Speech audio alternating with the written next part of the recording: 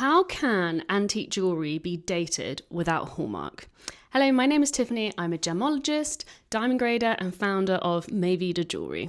Let's get into it. Hallmarks are useful. Many genuine antique pieces were made without them and have marks that have either worn away, been removed, or they're obscured. In these cases, dating relies on a combination of the construction of the piece, the materials used, and obviously the design. A way a piece is made often provides the clearest evidence.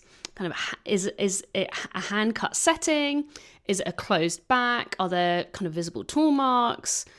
These can indicate earlier manufacture. Materials can also be narrowed down by the stones that are used, for example, or the materials used.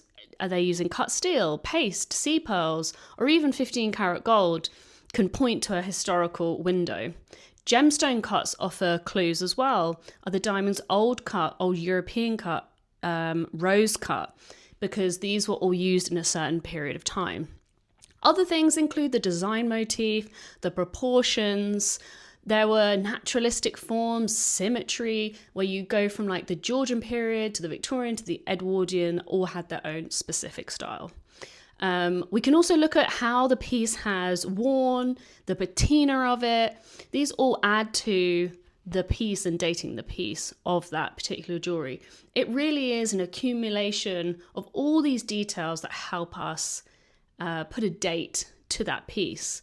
However, I think it's still important to remember that there were revival periods. So we might look at something and think it's Victorian, but there could be a revival later on. So it can be difficult to date some pieces, and that's where you might get antique dealers or